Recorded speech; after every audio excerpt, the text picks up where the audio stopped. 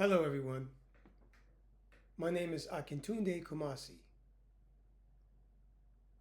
This is the first program here on my new channel, the Pan-African Exchange. Now, as I wrote in my description, I'm going to tell you why I chose the name Akintunde Kumasi, which is my stage name. So, I've done my research. I know what my my background is. Now, I'm Akintunde Kumasi. Akintunde is a Yoruba name meaning the warrior has returned. And Kumasi, which is the capital of the Ashanti region in Ghana, honors the rich history and culture of Ghana. Recently, I have started studying up on my African heritage. I've ordered many books. I'm studying tree. How to speak tree, yes, I'm studying how to speak tree. And I'm noticing that I have a very diverse background in Africa. I found this out because I did my DNA back in 2016. So over 10 years ago, I did my DNA. So I've known my makeup for 10 years plus now. Today, I'm going to talk about a few things. I'm going to go into things that may be off center sometimes. This is my first video on this channel, so I'm going to be a little rusty, but as my channel progresses, things are going to get better with the applications I'm using, better with the way I'm speaking, these types of things. So, yes, I really like the name Akintunde Kumasi, and the reason why I chose Akintunde, the first name, which is Yoruban, is because I am a warrior that is returning to my roots. Brothers and sisters, I was in the United States Air Force for 12 years. I served in the United States Air Force for 12 years. I am a Desert Storm veteran. I was in the war. And my father was in the Air Force before me. And my grandfather was in the Army Air Force in World War II before the Air Force became its separate branch. He served in the Philippines. My second great grandfather was also in the Civil War. Where he met my second great uncle. They both fought in the Civil War. They both escaped, and they walked 30. Well, my second great grandfather walked 30 miles to the nearest Union Army station, and he said he wanted to join Master Lincoln's army. I know of this. I know of this history because there is a book out by a famous doctor in my family about my family. It covers 200 years of my family's history. So I'm very fortunate to have found this book. So let's get into what I'm going to be talking about today.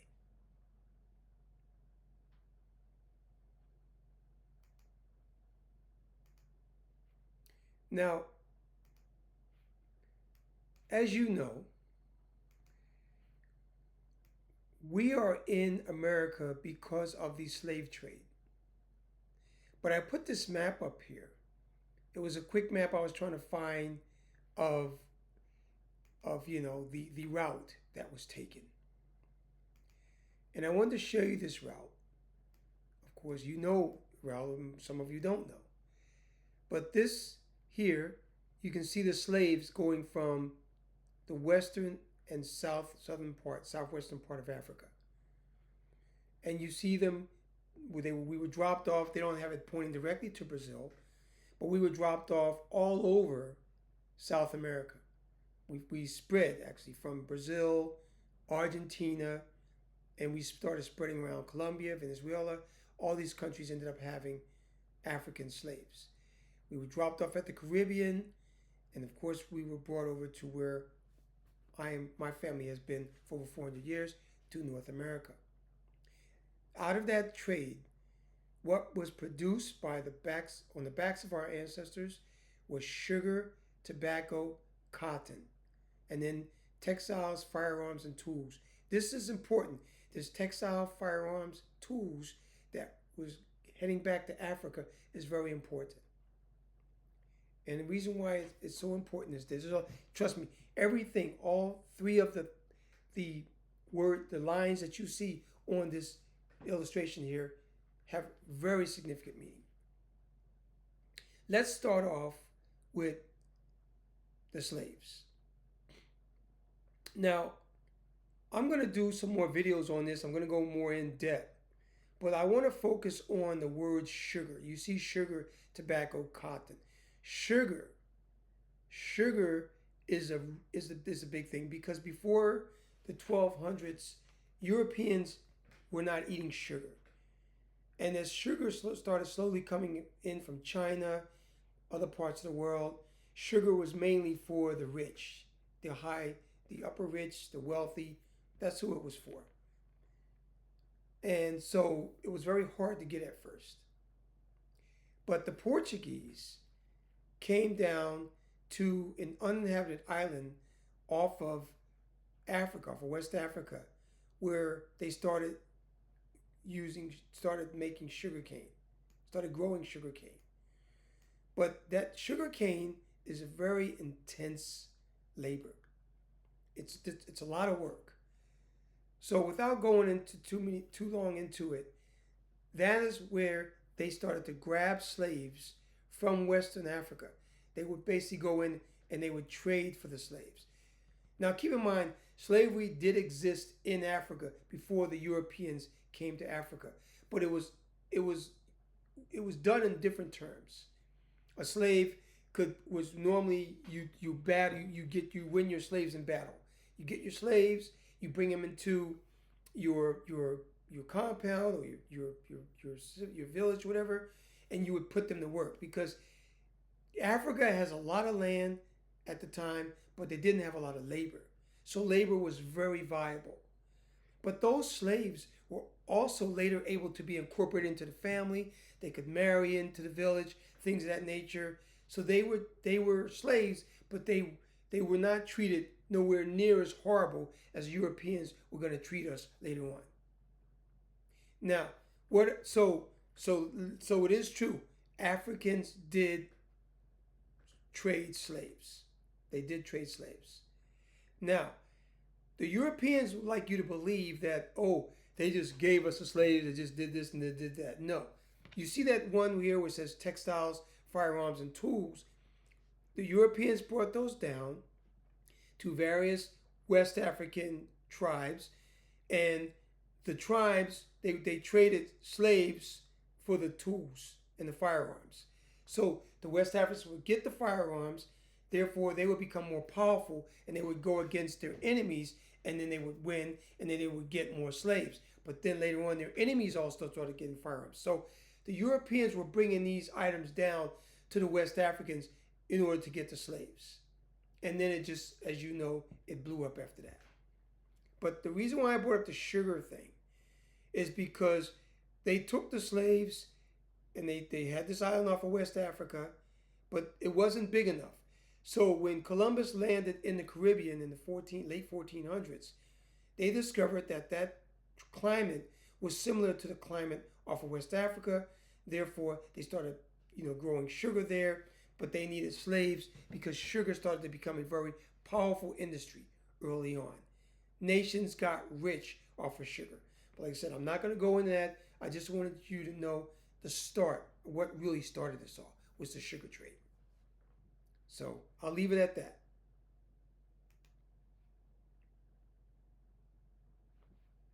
Now, with all this movement around, all this slave trading going on, Africans were displaced everywhere. Now I want you to know that there's quite a few castles in West Africa where slaves were traded through. Okay, now the numbers I got through my research was only out of every 3 slaves that were being traded, 2 died. That number is more than 40 million of our ancestors dead, thrown in the water. Or a lot of them also jumped in the water on their own because they didn't want to face the misery. They were depressed. It was horrible. Think about it. They're taking you from your homeland, pushing you through a little door, and when you turn around, you will never see your homeland again. You're put on a boat.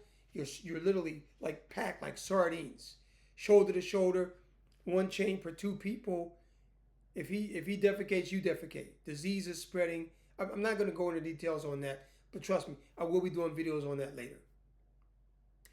Today, though, I want you to know what my journey is, how I came to be where I am today, and that my people have been in the United States for over 400 years. Now, I started doing my family research in 2007, and I found some pieces on ancestry.com, which is the go-to, research platform here in the United States. The Mormons have developed a system of research that is second to none when it comes to family research. So we have to go through that platform. It's not a cheap platform at all. I think I might be paying over $350 a year just for me to maintain my trees and keep in touch with finding out who my matches are and things like that. But it's well worth it. Trust me. In the end, it's well worth it. Now, of course, they're going to keep raising the prices year in and year out, but you got to put yourself in a situation where you're making more than the percentage of whatever they're raising the prices up, because it's a very important platform. Until we get control of that platform, it's a very important platform to find out a lot about your family history. So I'm going to put up some things here. I want you to know where I'm from. All right. So I was born in Philadelphia, and in Philadelphia, if you don't know already, is a major historical city in the European American system. So keep in mind that everybody in the United States was raised under the European American system. And I'm going to touch base on that. What I mean by that is this. Most Black Americans only know history of us as Black Americans, of our history from slavery. In school, we are never taught about anything before slavery. We know nothing about anything before slavery. We know nothing about Africa, really.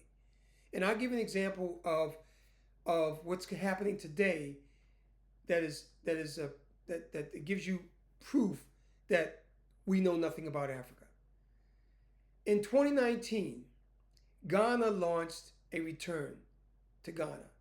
So basically what they were doing is if you discovered that you had some Ghanaian in you, and there's a few other West African countries out there doing this too, in your roots, if you can prove it, then you could obtain Ghanaian citizenship, or another way to where you don't need a visa anymore, and you can live in Ghana as long as you want it. And also they recognize dual citizenship. So you could keep your American citizenship and your Ghanaian citizenship. Is how they set this up.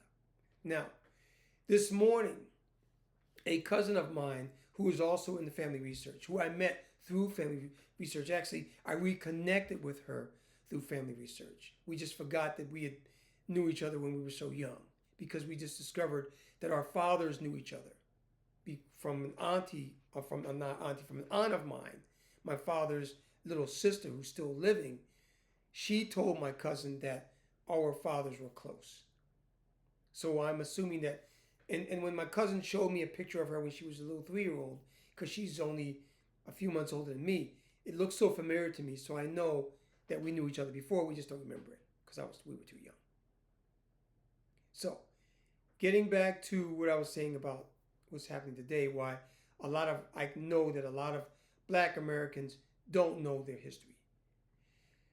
In America, in the United States and Canada, anywhere in North America, we are educated under a European system. Basically, in America is European American, in Canada is European Canada. Every single solitary thing that we do, how we eat, how we sleep, how we work, how we go to school, how we drive cars, everything is Eurocentric. Nothing is Afrocentric. Nothing. The only way that we would become Afrocentric is if we went out on our own and researched our own culture, as I'm doing now. So here it is, 2026. And I get a video from my cousin this morning about Ghana being gentrified. Yes, Ghana is being gentrified today. It's been gentrified. It's getting bigger and bigger because, and I started putting these pieces together because I've been watching a lot of videos on Ghana lately, through various sources, and there was one where I was kind of surprised because there's a few brothers that are building sustainable communities in Ghana. And for example, the homes there are ranging, depending on the size, from say 100-something thousand to $400,000 or $500,000, which is very reasonable and within reach if you are a professional Ghanaian.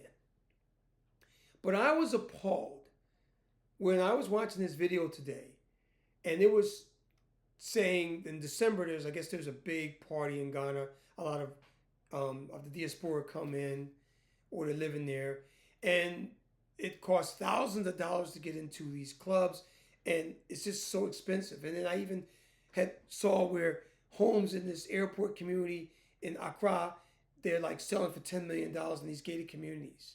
So you have a lot of Black Americans and European European blacks moving to Ghana, and they're bringing their Eurocentric values to Ghana.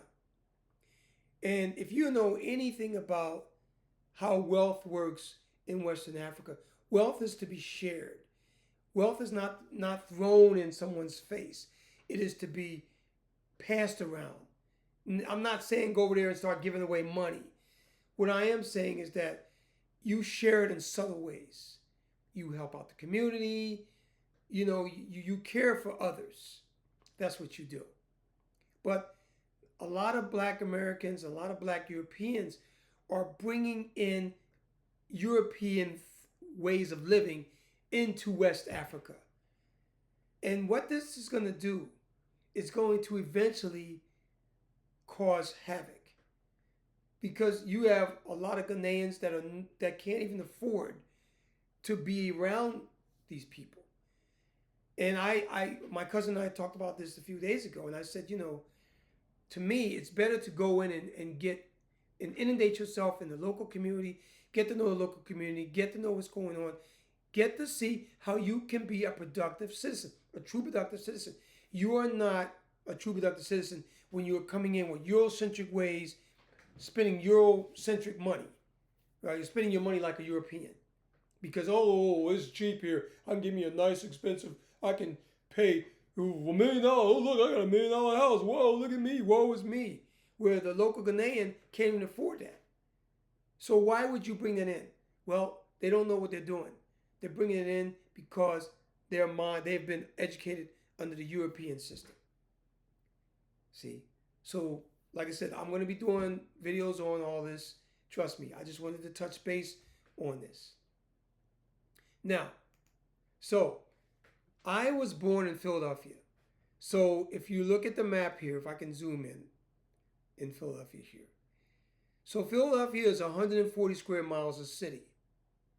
Center City was planned by a man named William Penn, hence Pennsylvania. Philadelphia sits in the state of Pennsylvania. Now, my ancestors migrated from the South, from the deep South, from Maryland, Virginia's, the North Carolinas, the South Carolinas. That's my maternal side came up from North Carolina and South Carolina, and my paternal side came from Maryland and connected with people in Virginia, and then they came up to Philadelphia sometime, as I gathered. I know that my maternal side came to Philadelphia earlier than my paternal side, because my grandmother was born in Philadelphia. See, so her mother was born in North Carolina as well as her father, but my grandmother was born in Philadelphia. See, so we blacks were shoved into what we call the bottom in West Philadelphia, in some parts of South Philadelphia, and we were in the lowest areas. I myself was born in West Philadelphia. Many blacks in my generation were born in West Philadelphia. But then later, we started spreading to places like North Philadelphia. I spent most of my grade school years living in North Philadelphia. So when I was 4 years old, my parents were separated, and I moved to North Philadelphia where my grandmother lived, and then eventually, we panned out in different parts of North Philadelphia. I lived with my father for a few months in Mount Airy, which is a better section of the city, before I went in the Air Force. So that's where I'm from. Now, how did I get there? Okay, I'm going to show you that. How did I get to Philadelphia? Well, there is a place. In America, as you know, we have 50 states. If you don't know, we have 50 states. So Southern Maryland is where my paternal side started. Like I said, this is all in the book about my family, which comprises almost 200 years of my family history. The reason why I have this Point Lookout State Park up here is because my second great grandfather walked 30 miles using a horse's bridle as a decoy after he escaped slavery to join Massa Lincoln's army in 1864. He was around 20 years old. He was given a physical that was unbelievable, that they would not have normally given to the white boys. But they were checking on him very hard. So see, and I just want to bring this up here. So Point Lookout is somewhere around here, somewhere in the bottom, almost at the bottom tip. There were many plantations in Maryland, many plantations, especially Southern Maryland, where they first started bringing the plantations in St. Mary's County, Charles County. I myself visited a couple of plantations in Southern Maryland. I went to a big plantation called Cremona, and I also went to one called Sodderly. My cousin and I, and a few of my cousins and I, toured the Sodderly plantation. We went to the big house. We saw an old slave cabin.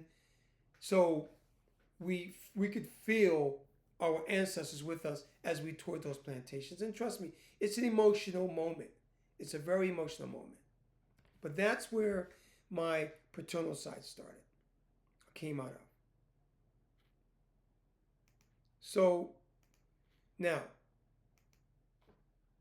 my second great grandfather, he joined the Civil War after getting an extensive physical, along with my second great uncle, who he met. They both, this is so ironic, because I could do a movie about this.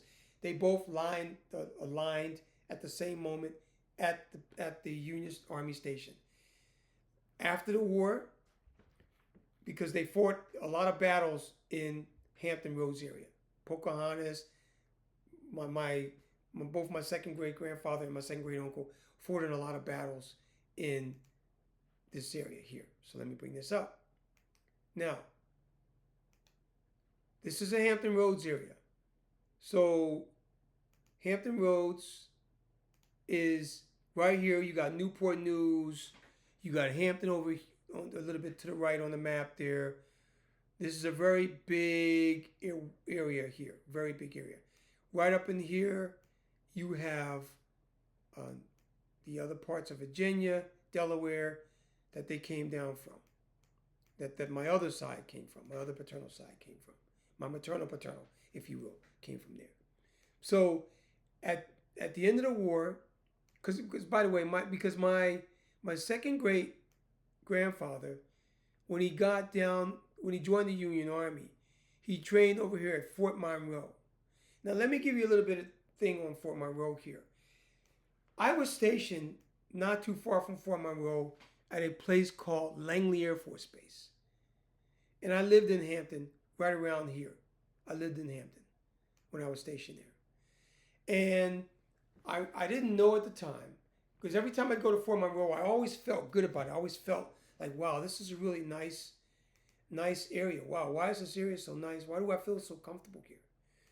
And then I didn't know 2 years later, after I started doing my research, that the very apartment that I lived in, right behind my apartment at the Hampton National Cemetery, my second great grandfather was buried. Now, in this Hampton Roads area, my second great grandfather, after the war, because he fought, like I said, in many battles around here. Battle of Richmond, Pocahontas. He was a cannon. He was on a cannon team. So my second great grandfather was firing off cannon, and my second great uncle was in infantry. So he was in, my second great grandfather was in the light colored artillery, if you will, light artillery, colored light artillery. He also patrolled the Rio Grande. So after the battles were done up here, they were sent on a ship down to patrol the Rio Grande because many rebels were escaping across the border to Mexico. He was also down there putting guns to slave owners' heads because they did not tell the slaves that they were free, but the slaves were free. So he would say, hey, either you free the slaves or I'm just going to pull the trigger. So that's exactly what they did. It was, trust me, it was a very difficult time. So anyway, after the war, he went back to Maryland. He gathered any and all of his family members that he could gather, and he moved them down, the ones that wanted to move, and he relocated to the Hampton Roads area. Now, if I can show you this. So, in this, keep in mind, this is in 1866, 1867. So, after the war, we were in the middle of Reconstruction, which lasted from up to like 1877. They basically had Union Army troops throughout the South, and former slaves were taking over plantations that were owned by the slave owners. We were literally getting the plantations. So somewhere down here, my second great grandfather and a group of other family together were farming on land that they had taken over, right? Well, here was a problem.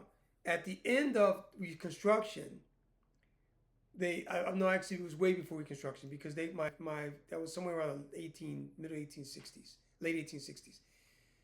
A group of marshals came by, and they were telling my second great grandfather and the families there that you need to give up that land now because the owner wants his land back, and there's a way that I guess they have found a way to get their land back.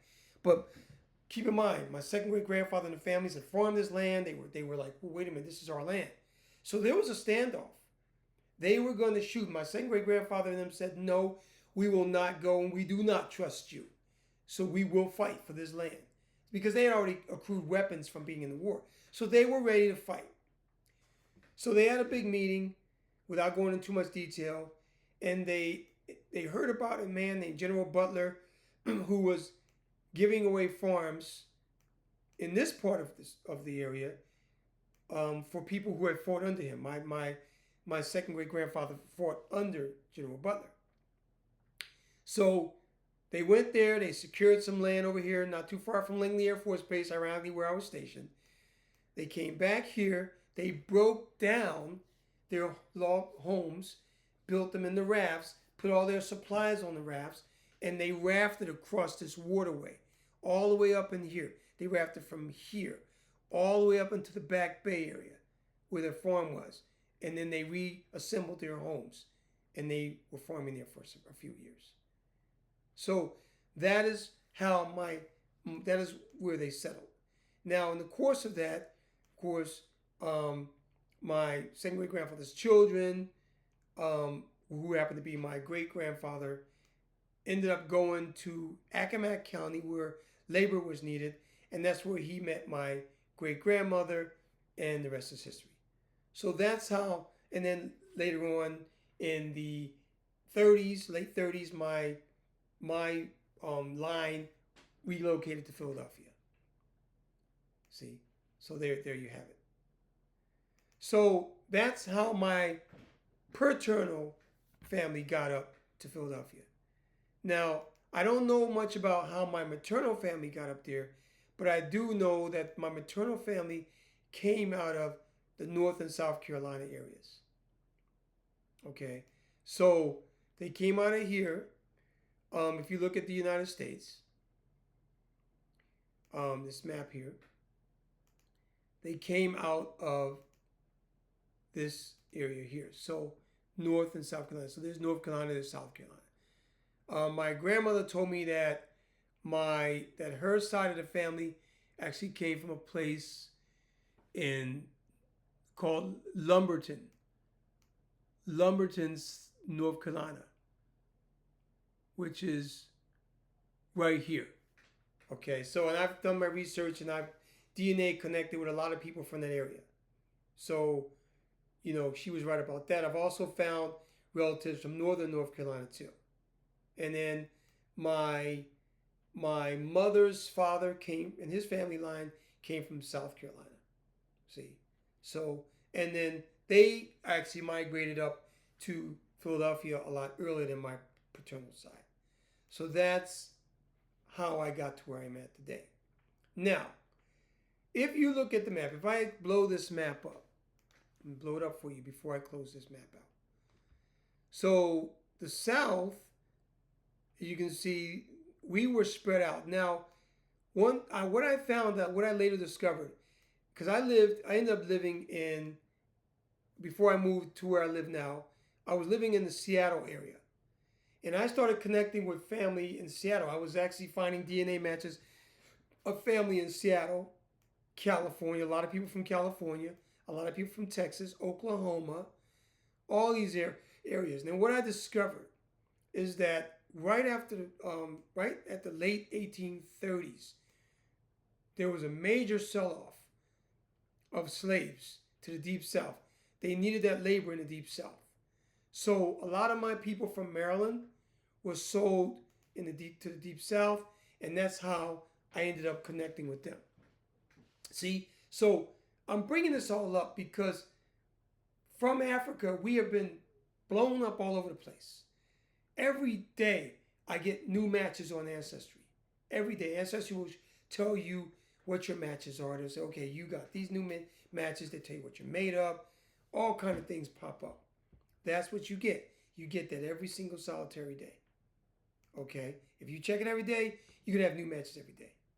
I've done DNA for myself, and then this year recently for my son and my daughter, and I've also done it for my wife too, even though my wife isn't African, but I just did that out of curiosity. Because I already know where my wife is from, what she's made of, but we want to do it out of curiosity. Now, let me tell you what my makeup is. What my makeup is. And I want to say this to all my brothers and sisters in the diaspora. For those of you that don't know your history, and trust me, most of you don't, the first thing you need to do is you need to do your DNA check. Get your DNA. Now I'm going to tell you when's the best time to do your DNA. And I'm not trying to plug ancestry.com. But for years, and that's why I did mine at the end of last year. Ancestry at the end of the year, they always have a discount on doing your DNA check. So I ordered 3 DNA kits at the end of the year. I saved quite a bit of money getting my DNA done for my kids and my wife. So before I tell you what I am, the reason why I think it's very important for you to check out your DNA is because you will know from where you come from. When I was growing up, what I later discovered was that so many in the diaspora are misinformed. My mother would tell me, oh, we are descendants of kings and queens out of Egypt. I don't have one drop of blood in me from Egypt. But that's what my mother would tell me. Oh, we are kings and queens. Whatever felt good, whatever sounded good, whatever made you feel good as a person, without even checking the DNA, that's what they would tell us. Now, here's the thing with misinformation. So many of our brothers and sisters are misinformed. The Europeans reformed us in the diaspora. They really did. Like I told you earlier with the gentrification of Ghana. They know us or at least they know of who they created, like the back of their hands. They know how to upset us. They know how what buttons to push to get us roused up, to give us stress. They always seem to be one step ahead of us and above us because they built us throughout the years based on their system. They did. And they even use us against us to keep control of us. So a lot of blacks would plan to escape, plan revolts. But there was always someone in the middle there that was a spy. and they would go tell the man, and then the revolt would be be ended. So people would say, well, why didn't y'all just go kill the white man? You outnumbered the white man, 10-1. Why didn't you kill him? Because there was always some amongst us who would always tell the white man. Now I'm going to use two words that maybe a lot in Africa have never heard. House nigger and field nigger. Now, the house nigger was the one that was working in the master's house, that was always getting the master's crumbs and always felt comfortable with the master. They was the cooks. They were the seamstress. They were the ones washing the clothes. They was the ones milking the babies. The field niggas were the ones out in the field. Obviously, apparently, I am a descendant of both sides, but my most memorable descendant, my second great grandfather, was apparently a field nigger. He was beaten on the plantation, as is written in the book, but at that moment in time, he decided to fight back. And in the book, it says the white slave driver said to him when the other white boy helped him off of him, he said, "I will kill you, nigga," is what he said to my second great granddaddy.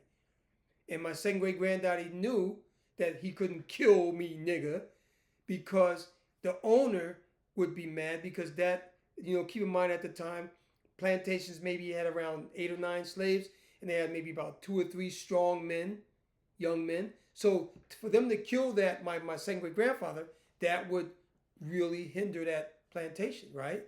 So that was just a threat, and he knew that. A year later, he escaped, but he had planned his escape right after that.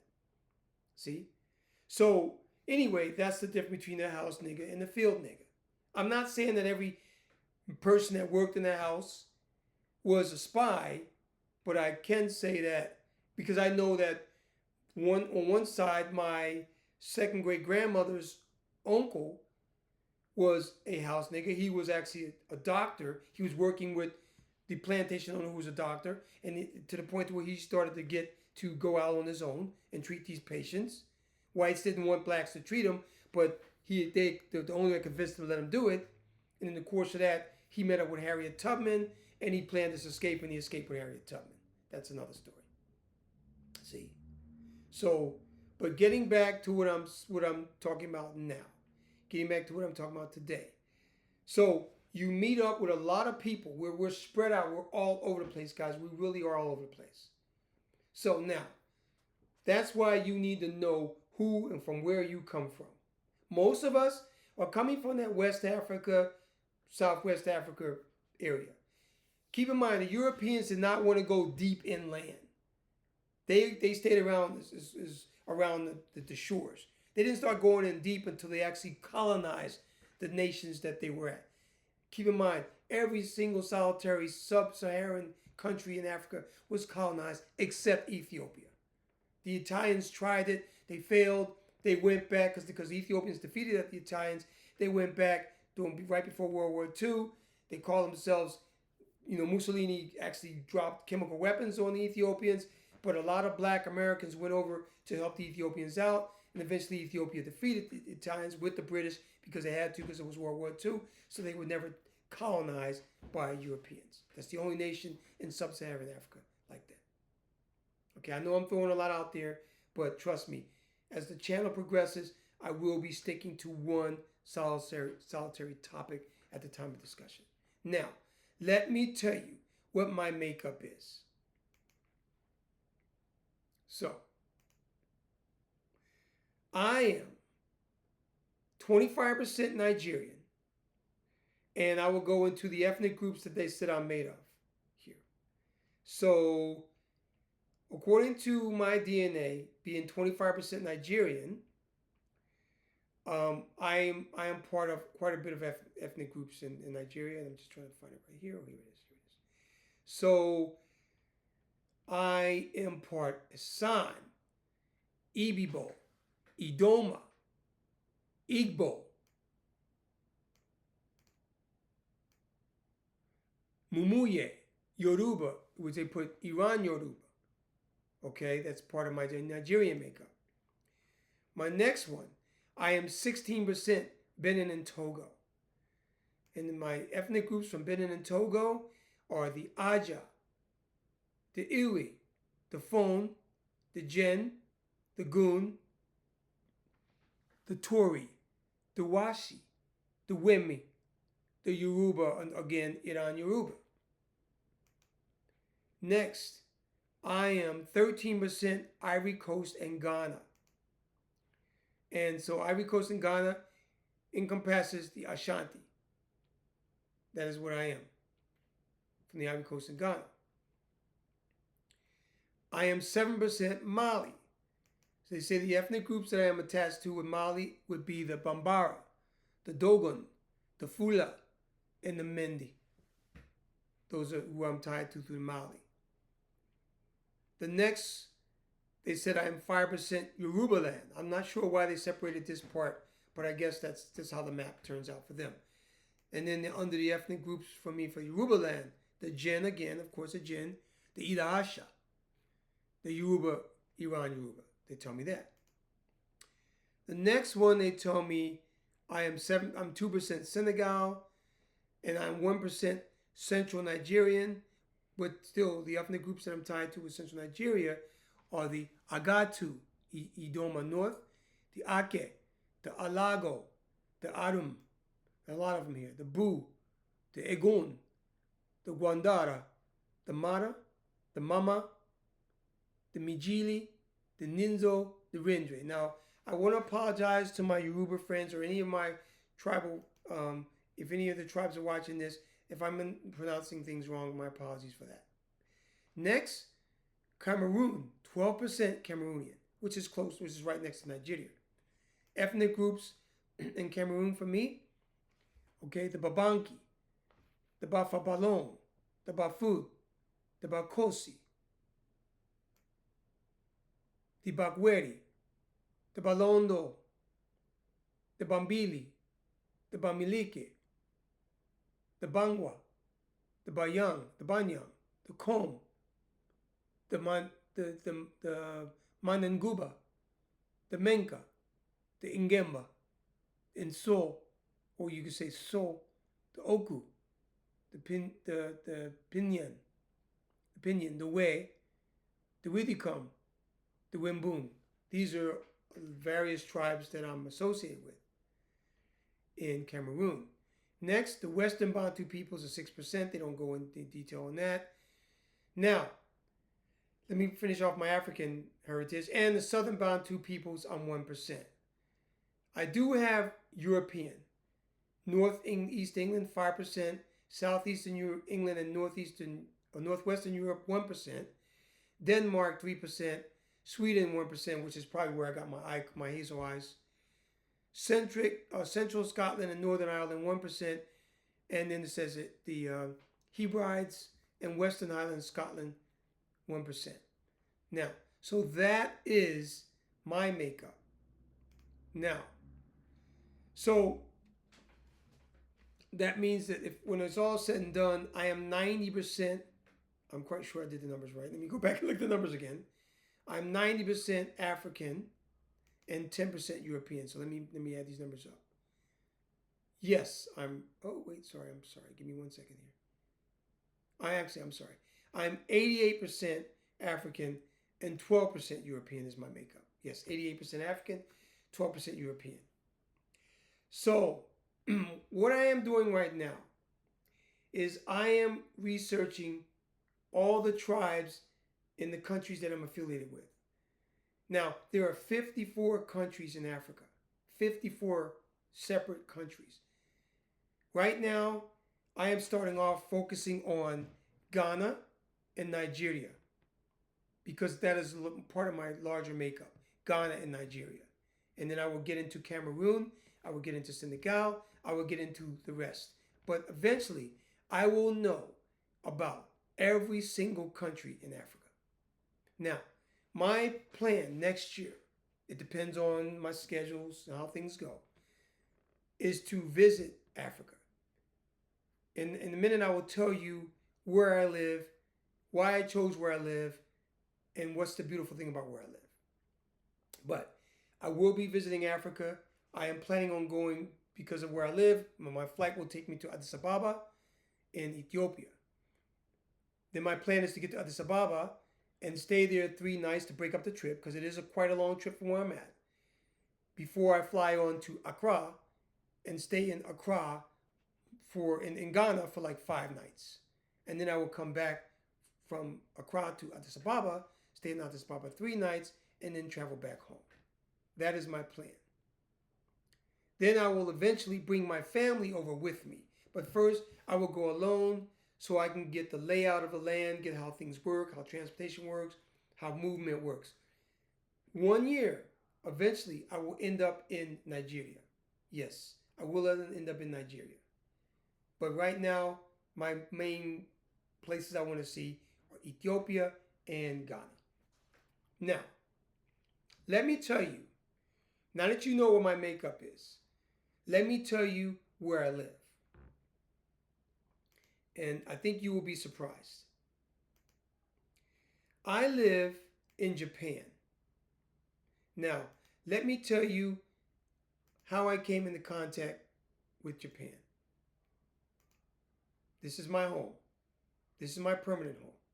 Now, so I lived in the first time I got to Japan, I was stationed in a place where there's a lot of U.S. military bases, Okinawa. So as you can see, the way the island is we have Air Force, United States Air Force. There's a large United States Air Force installation called Gardena Air Base. If I can zoom in even more, I can show it to you. It's Gardena Air Base. It's in Okinawa City. It's right off of Okinawa City. Yeah, this gray right here is Futenma Marine Corps Station, and Gardena Air Base should be this gray area right here. This is Gardena Air Base. See? So, as you know, if you don't know, there was a major war, World War II, heavy battles in Okinawa. The Americans, at one point, Okinawa belonged to America until 1972. I think it was 72. 72. From 45 to 72, Okinawa was part of the United States. They built up many, many military installations there. They also deployed troops there to Vietnam, things of that nature. They used that. That is a very big, you might as well call it the world's largest aircraft carrier, Okinawa. So, what brought me to Okinawa? Well, in Japan. Ever since I was a little kid, when I was growing up, I was born poor, but I would come home from school and I'd watch all these Japanese programs. Ultraman. Remember that word, Ultraman? There was a big character, Ultraman. All the programs that came out of Japan in the late 60s. On independent U.S. channels, they were cheaper programs that syndicated. You ran them as much as you could. You bought the package and you just played the shows over and over again. Trust me, I remember every episode. So I became interested as just a little 6-year-old boy in Japan. I remember because I'd never seen these kind of people before. I fell in love with a little lady on there that was kind of cute. As 6 years old, that was probably my first crush. Well, no, my first crush was the Supremes. But then that was my first crush outside of black women. And as I started growing up, I got books from my grandmother about Japan. I read the book Shogun many times. I started paying more attention to Japan. So when I joined the Air Force, my goal was to get to Japan. I eventually got to Japan after being ironically stationed at Langley Air Force Base. I didn't want to go to Okinawa. I wanted to go to a place called Misawa Air Base, which is up here in the northern part of Japan, in a place called Awamori. If you look up here on the map, and the reason why I'm showing you this, because I'm just giving you a little education on where things are. There's Misawa Air Base right there. Misawa Airport is an air base. It's a base that is shared with the Japanese Air Self-Defense Force. I remember walking in my commander's office at Langley Air Force Base. Because in the Air Force, you put in a dream sheet. I remember walking in there, and she said, "Good news." I said, "Yes, ma'am." She said, "You're going to Japan." I was like, "Yes!" But then when she told me Okinawa, I had to still look happy, but I wasn't happy. Because I heard Okinawa was nothing but one big aircraft carrier full of GIs, and I really didn't want to go to Okinawa. I wanted to go to mainland Japan. But my experience in Okinawa was a good one. I was able to get my college degree there. I was able to learn things about myself that I wasn't able to learn about living in the United States under the European system. I was still, trust me, under the European system because I was in the United States military. But when I lived off base, so when I lived off the military installation, I could start to taste a little bit of freedom when I was out of uniform and start to see who I was. And then I started to educate other blacks in the military about getting their college degrees, like I got my college degree, helping them along the process like I was doing. I got out of the Air Force. I moved to Seattle because I'd never been there. I went to grad school a little bit. Nobody was getting any jobs. I dropped out of grad school and I went back to Japan. I ended up teaching English in Japan. And I lived in a place initially called Mie Prefecture, which is located right here. And once again, I'm just bringing these up for educational purposes so you'll know if you hear of these, if you're trying to get to Japan, you'll know where these places are. I lived in a place called Mie Prefecture in a city called Matsuzaka. So, look at this map here. Let's see. It's around here somewhere. Yeah. So I lived in Mie Prefecture there. And then I moved over to Osaka because I remember flying on the plane coming back when I was in the Air Force, flying over Osaka on my way to Okinawa. And I remember telling myself, I really want to live in Osaka. So I ended up moving to Osaka for 3 years. I left Osaka. I moved to Saudi Arabia for 4 years because a friend of mine had told me about jobs in Saudi. I was already out the Air Force. I'd separated when I moved to Seattle. But I was able to teach the Saudis what I did in the Air Force. And that was my first taste of what it truly feels like being a black man living in a place where everybody was essentially not white, where whites were not running things. Whites were not running things in Japan too. But in the Saudi Arabia, I saw so many Africans, so many Saudis that were the same color as me. I'd walk down the street, other men would greet me, I'd greet them, and it was pure kindness.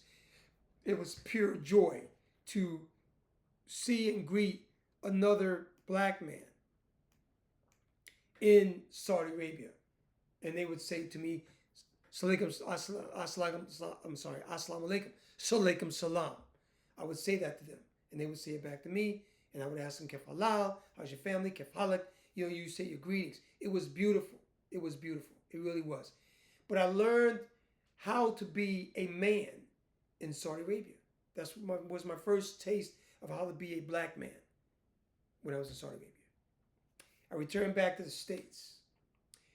And I lived in the United States in 2 places, Hawaii for 4 years, and then I moved to Washington State, where I stayed for 18 years.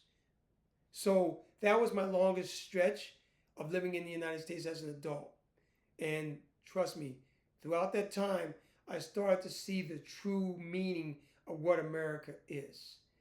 It was very confining. It's a very confining country on a black man, on a black person, not just a black man, but I'm being a black man, but on a black person. It's very stressful. My life, I felt like, was always in danger. I felt like I was always a target, no matter how much I advanced. I was an educated man. I had a good job. Eventually, I ended up getting a good job. It took me struggles. I had to go back to school for it. But I became a software engineer. I was getting paid well. I was living the American dream. I bought a home for my family. We were raising 2 young children. I had the works. I was driving nice cars, the material stuff that, people say you need to have to live the American dream. But I always felt like I wasn't free and I felt like something was missing. So what happened, what changed my mind, what got me to leave the United States? And trust me, I'm telling you all this because this ties into how I came to form this channel. So the pandemic hit in 20. I remember that vividly because my son had just turned 7 years old. We had a birthday party at the Air Museum in Seattle, right? We invited other children from his school that he knew over to the museum.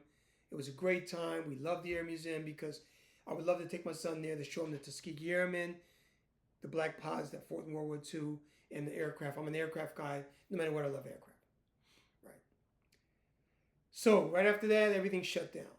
My job was all of a sudden became fully remote. So a lot of things went through our minds. The following year, my wife got pregnant.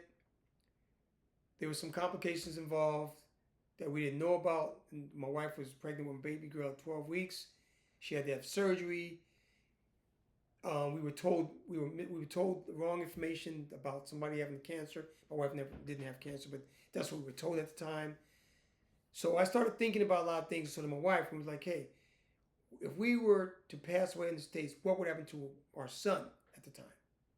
Now, my wife is from Japan. We met in the United States. When my wife took a break from college, we met at a Starbucks in Washington State. So I fell in love with my wife. We fell in love with each other after, going out. She went back to Japan to finish college. I went to Japan to get her. I had to ask her father if I could marry her, brought her back. She ended up living in the States together with me for 16 years before we moved back to Japan. So to make a long story short, in 2023, we moved to Japan. We already had secured income. I had secured investments to live off of. So I'm getting permanent income. I'm what you call FIRE, financial independence, retire early. So based on my high salary that I was getting, I was making heavy investments. When I was for 10 years, over the course of 10 years, we had planned things out and it just worked out for us. We get to Japan. My wife's father has 2 pieces of property, one where we're living now, where he grew up, and another where he ended up settling, where my wife was born. And so he ceded over the land to me and my wife. I bought land from someone that he had the contact with that had land next to his so we can build a bigger home. We built this home we live in, which is pretty much the same size or a little bit smaller, just about 5 or 6 square foot smaller than what we had in the States. So we're living very well, and our kids are very happy, and we're very happy. So here's what I'm trying to say. Now that I'm living in Japan, what I've discovered I've been living here this time, altogether I've been living in Japan 13 years. This stretch is over 3 years now. And this is really the first time in my life that I am totally free. It takes a while for you to, what we used to say, detoxicate. I had to detox. I had to get off the American system, the European American system, because it encompasses your mind. You always feel like you have to conform. As a black person, I found myself telling everybody, oh, I'm a software engineer. Oh, I live in a nice neighborhood. Look, I'm driving this nice Mercedes. You always have to showcase yourself when that's not really me. But I always felt like I had to showcase myself in the United States so that people would know, hey, look, I belong. I belong. That way the police pull me over, I won't get killed, shot over grabbing for my driver's license, while grabbing your driver's license. Things of that nature. See? But now that I live in Japan, I am totally free. The people in Japan, they respect me. I don't care if they don't love me. I don't care if they don't befriend me. But they respect me as a human being. My neighborhood I live in, I'm a member of the neighborhood community. I participate in all neighborhood activities. The people in my neighborhood know me. They invite me to outings. They know who I am. They drive by my home. They walk past my home. They see me. They say hello. They know this is my home. They know my family. This is a beautiful thing. So now that I've been living here over 3 years, living like this, what tends to happen is you start to really remove yourself from the Euro attitude.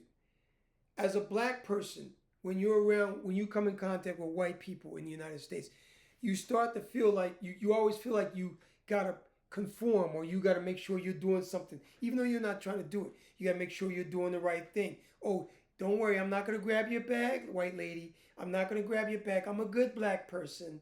Look at me, I'm a good black person. I speak well. You always have to conform. Well, in Japan, I no longer feel that way. We don't have a lot of whites living, or European, I call them Europeans, living in our city. I live in a smaller city in Japan. I'm not living in the big Tokyos and Osakas where you see tons of them. But I do run into them occasionally. And I remember there was a couple in a place called Toyama. My daughter and I had taken the Shinkansen, the bullet train from our city down to Toyama, just a little simple day trip. And my little daughter was in a little light stroller at the time. She was about 2.5. And we were going to dinner before we headed on the Shinkansen back home. My wife and son were at one of his soccer events. So here it is. I'm on the elevator, and then this white couple that looked to be mid-40s, they get on. And they looked at me, and they were like, they said hello. We just kind of, hey, hi. And then they automatically said, oh yeah, we're here. We left our kids at home. See, the European way of letting you know, hey, we're living well. Look at us. And I said, yeah, I know, we're down here for the day. My wife and son are home. We just took the train down. And the first thing out of their mouth was, oh, you live here? They were so shocked. And I said, yes, we live here. Yes. And I was thinking, I'm getting ready to take my daughter to a nice steak dinner. Yeah, we live here. And so they were dumbfounded. And as the elevator doors opened, I just looked at them. I said, okay, well, hey, you have a nice evening. And I just left. So what I'm getting at is there was no feeling that I needed to conform to them. I didn't have to tell them what I did. I didn't have to tell them that I'm retired. I didn't have to tell them anything about my life. It was just a simple, cordial conversation. That was it. And then now that was 2 years ago. So now I'm even better. So when I walk by them, they're just another person to me. I don't have a shield going up on me. I'm not looking behind my shoulder. They're just another person. So in the course of feeling this way, I started looking at the history of Africans. And I started realizing that because I have the time and I have the will and the peace, I started looking at what our people did before we were enslaved. Europeans, especially Europeans in America, the one I'm familiar with, and more than likely South Americans too, toward blacks there, only want you to know of your history from the time our people were enslaved.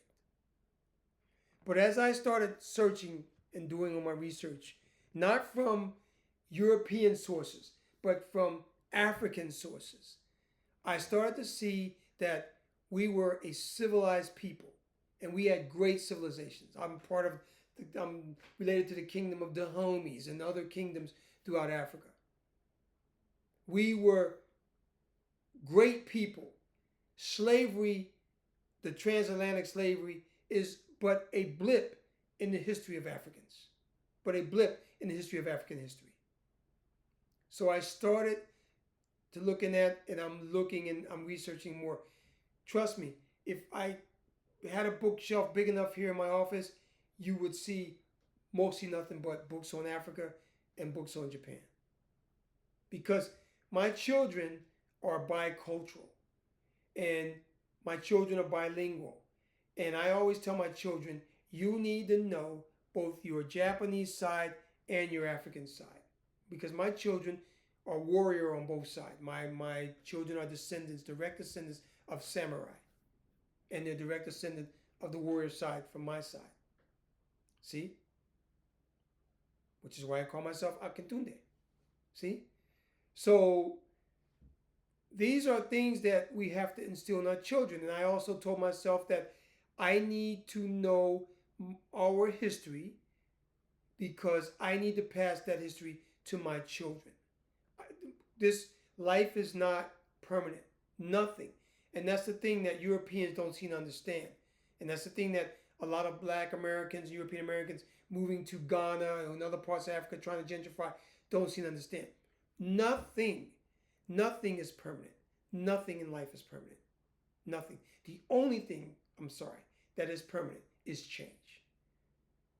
And I wanted to touch base on another reason why I live in Japan and what I've noticed about living in Japan, which brought me to start to do my family research. After I started doing, not my family research, but my ancestral research, my cultural, my heritage. What I discovered researching my heritage is that a lot of our culture in Africa, a lot of the way we do things, the way things are done, have been done in Africa for years, resemble what they're doing in Japan. It's beautiful. Japan is a structured society. It is a society where everyone is held accountable for their actions and everyone is responsible. And responsibility and trust is placed highly on each individual. Well, doing my research about Africa, I discovered that the tribes and civilizations I'm a part of are the same way. So, ancestral worship, they do it in Africa, they do it in Japan as well too. And my ancestors told me where I needed to be. I listened to my ancestors. And I'm going to give you something that really told me the truth about my ancestors being right where I am, that I am where I am. I told you earlier that when I was growing up and I was a poor 6-year-old boy, I'd come home from school and I watched the program Ultraman. I'm going to try not to choke up about this. The minute we moved back to Japan, and we were going through Shinagawa Station in Tokyo, which is one of my favorite train stations in Tokyo. Guess what? They had a big billboard in the station in 2 spots, and they were advertising something. Guess what what was on that billboard? Flying like he would fly on the programs. Ultraman. All this time I'm living in Japan, I feel like I am at home. I've never felt, when I left Japan and I lived in the United States, I would feel like I'm away from home. I feel like I miss home. And that's Japan.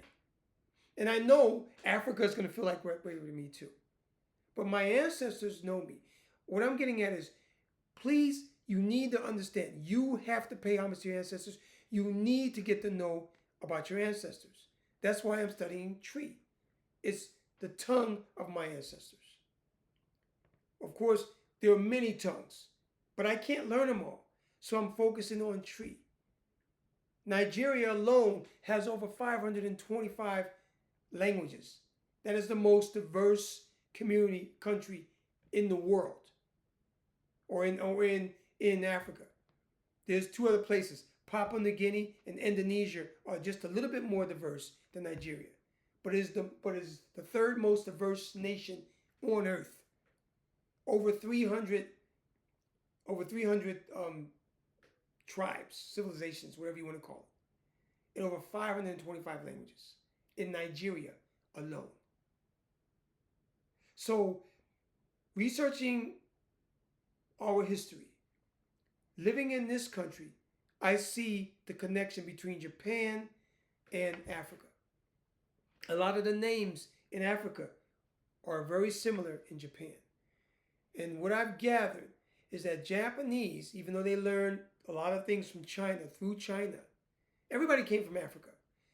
They were able to hold on to a lot of African traits which exist in their culture today.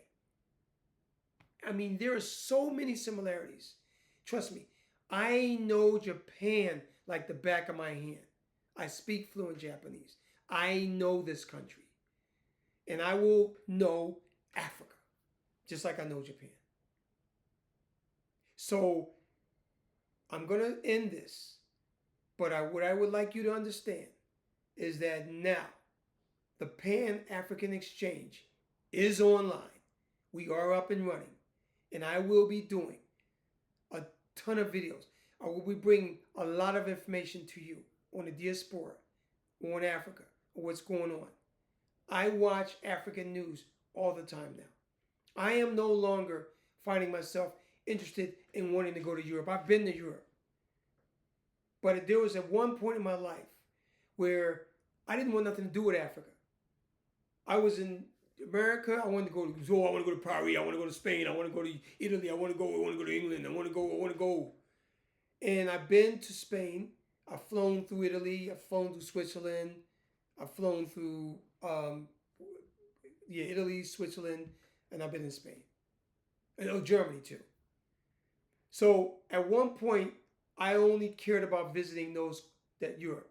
I didn't care one iota about Africa because I was educated under the European American system. Africa did not appeal to me when I lived in America before. Even though I started learning a little bit about it, but not much, until I started getting into my family research, until I found out what I am. And once you find out what you're made of, then you're going to get hungry, and then you're going to go search, and then you're going to find, and then you're going to discover. Now next year when I go to Africa, I do plan on visiting Elmina. And I know, even when I watch the videos, I start crying. I know when I get to Elmina Castle, I'm just going to break down. I'm going to lose it all. Myself will implode and I will just cry.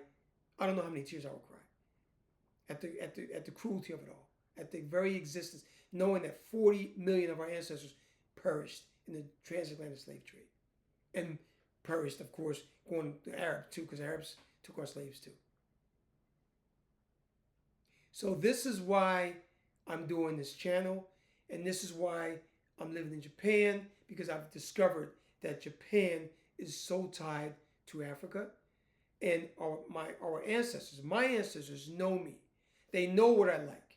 When I walk around Tokyo or Sapporo, Fukuoka, Osaka, Sendai, all these beautiful cities and places I've been to, it's like I planned the cities myself. I'm like, it's like I planned these places because my ancestors know what I like. They know what I like. And one day, like we all will, I will transition and I will meet up with my ancestors again. And we will probably be laughing and they will tell me, you did exactly like we did. You listened to us. So get to know yourself, get to know what you're made of, and get to know your ancestors. It is nothing wrong with worshiping your ancestors. You must know that all those 40 million that passed away, they are always with us. I got ancestors with me that I never even heard of. They're with me right now, with me on this journey. They're always with us. So with that being said, I'm Akintunde Kumasi. And I'm going to have to practice getting my name right, my pronunciation right. But because I really care about this pronunciation. But trust me, all the tribal brothers and sisters, the African brothers and sisters, my apologies if my pronunciation is off, if I sound like a complete fool. But I know my name is Akintunde. That's my stage name, Akintunde Kumasi. And this is Akintunde Kumasi. I'm going to have to say it a lot of times, but I'm Akintunde Kumasi here at the Pan-African Exchange. Thank you for watching. I will see you soon.